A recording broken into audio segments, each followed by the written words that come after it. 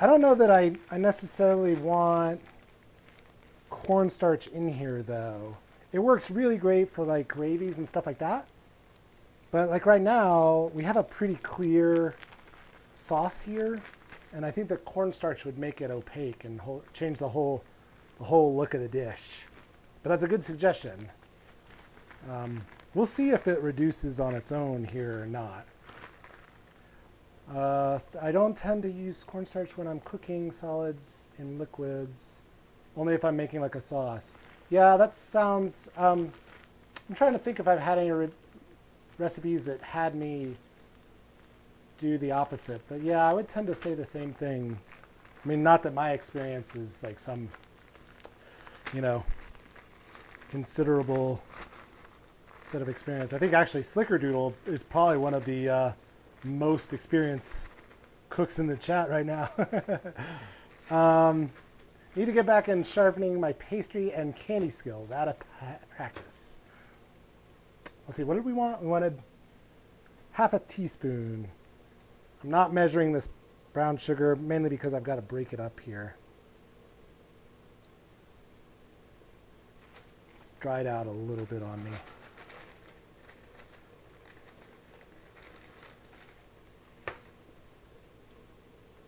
I just kind of want to break it up and disperse it in there as well as I can.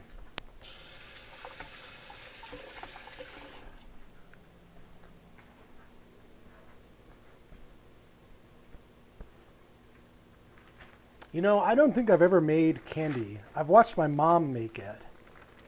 And I remember it being so intimidating looking at the time. One of the things I really want to work on is, you know, trying recipes that, you know, would have intimidated me before. So, Slickerdoodle, if you got a suggestion for a candy recipe you'd like to see us try on the stream, let me know. Ow! There's a hood right there. There's a hood to the stovetop. All right, our chicken is still looking very red in places. Flip this guy over. I'm going to move this guy to the center.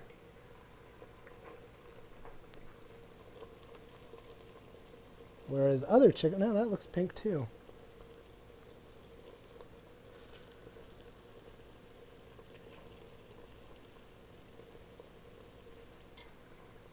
Yeah, this chicken's taking a long time.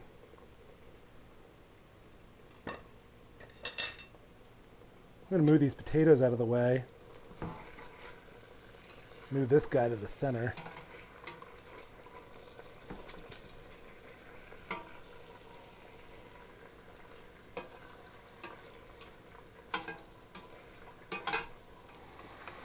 Oh, this smells fantastic. This guy doesn't want to flip the way I want him to flip.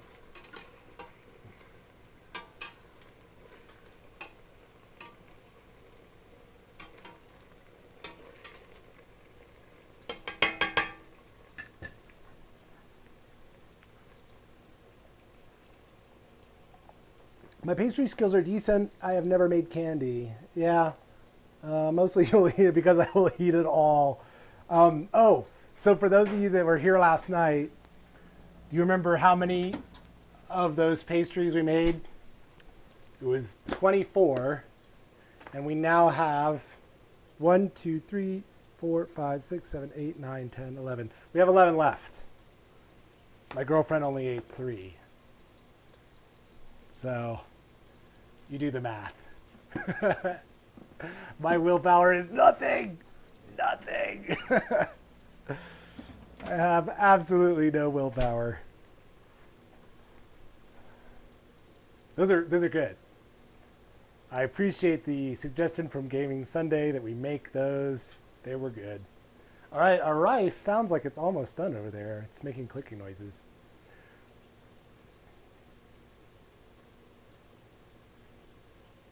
Having a mom that was a great cook helped, yeah.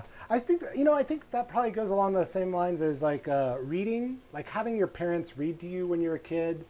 I think they've done some studies that show that like if your parents read to you, you're more likely to read on your own as an adult, like rather than just watching TV all the time.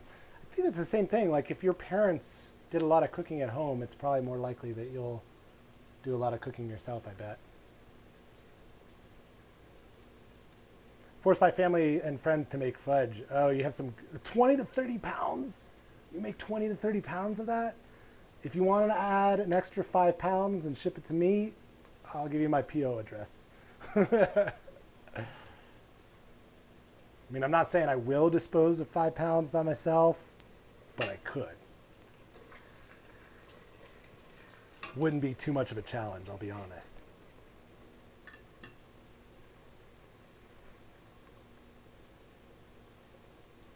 Put on 20 to 30 pounds of the holidays. You know, I have a weakness for eggnog. Old hat, and those of you in the UK, do you guys drink a lot of eggnog, right? Like, nog originally came from Britain. I don't know, maybe the Scots and the Welsh don't drink it, but I think in England they do. All right, it says we got 9 minutes left on the rice. Hopefully the chicken's done by then. Yeah, I drink gallons of eggnog in the holidays. Here in the United States, they start selling eggnog around the time of Halloween. They'll do like orange dyed and pumpkin spice eggnog at Halloween, and then they sell it right up through New Year's Day. And in my 20s, I would average like a gallon of eggnog a week. So I'd put on a few pounds in the winter. Slickerdoodle almost went to the Le Cordon Bleu. Nice job. You know your stuff then. Anybody that could almost go there has some real culinary skills in the first place. You just got to get this stuff out of the house. Yeah, you got 20 or 30 pounds of fudge sitting around, you're going to end up eating that. Peanut butter fudge. Nice. Nice. The fudge making guru in the family.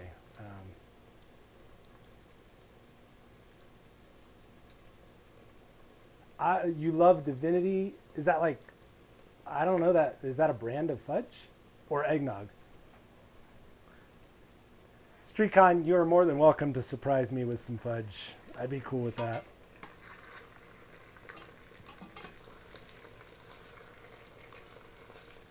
All right, I really feel like this chicken's gotta be, we've been cooking this forever.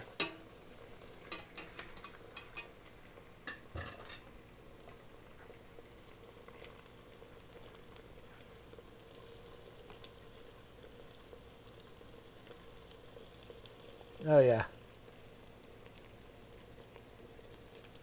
That one's got clear juices, and here was our other problematic guy. Yeah, that's done. That's done. We got clear juices all around. All right, let's get rid of all this.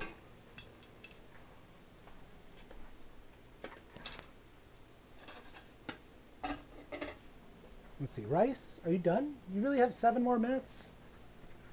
All right, the rice isn't done. But that's okay, we're gonna pull this guy off.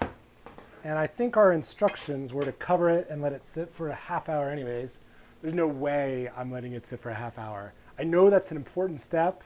Like when they tell you to let a roast rest, there's a really good reason for that. Part of it being that it's got to continue to cook. But there's just no way I'm going to be able to wait a half hour. It's 7:11 Mountain Time right now. I usually eat at about 6:01. Because it's 6 o'clock, I'm ready to eat, and at 6:01, I start getting irritable. So to have pushed it to 7:11, I'm counting down. There's 6 minutes left on the rice.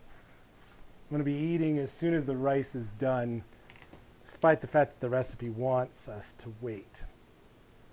It says, oh, you know what I need to check? I need to check the salt content there.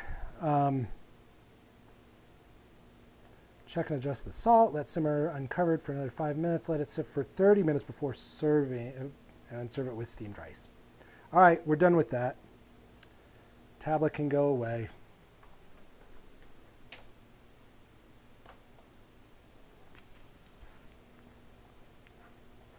Your mom read to you daily? That's good.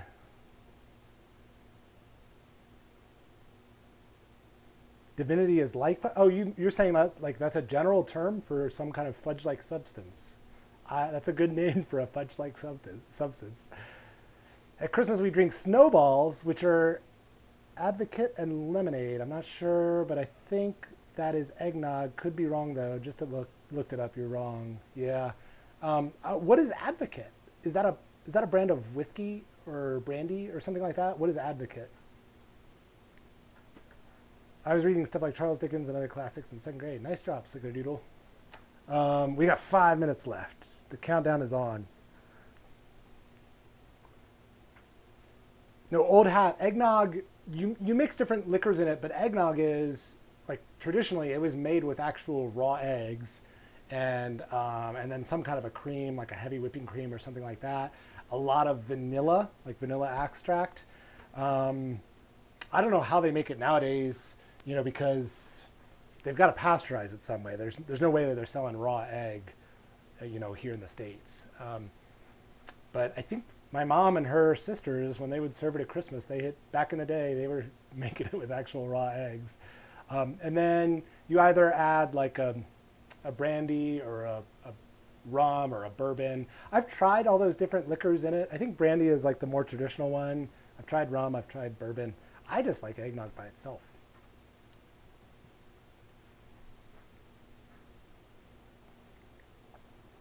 Sickerdoodle, I bet that helps that you started early.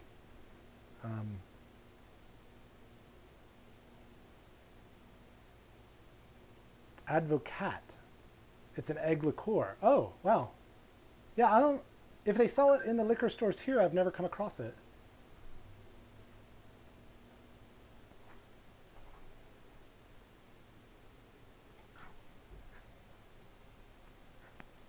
Three minutes left.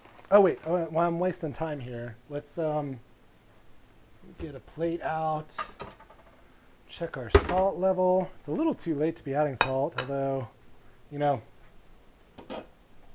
people have differing opinions of when you should add salt.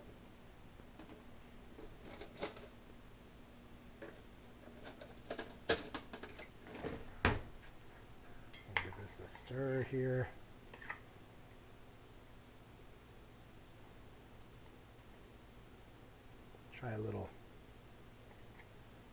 Try a little potato and where'd my piece of chicken go? Get that guy back out here. Oh man. Where's the punkist? This is for you, my Canadian friend.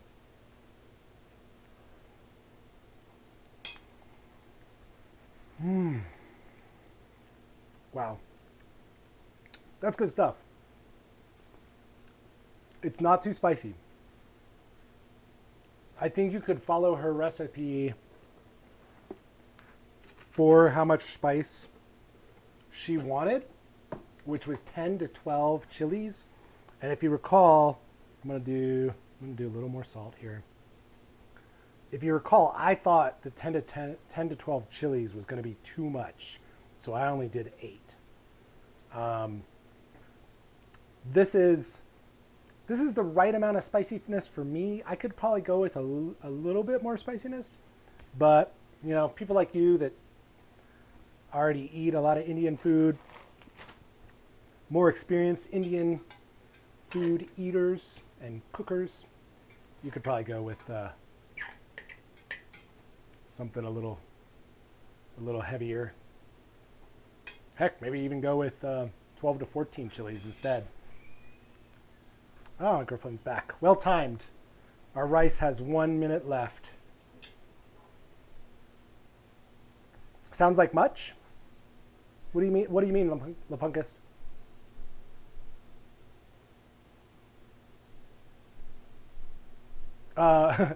Odo F? Yes, I do. I do eat live. That's the reward of sticking around until the end. You could say the reward or the punishment, you know, like if you're the jealous type. But there's no way that I'm going to cook all this, show you the things, and then not show you like a reaction of how good it is. All right, our rice is done.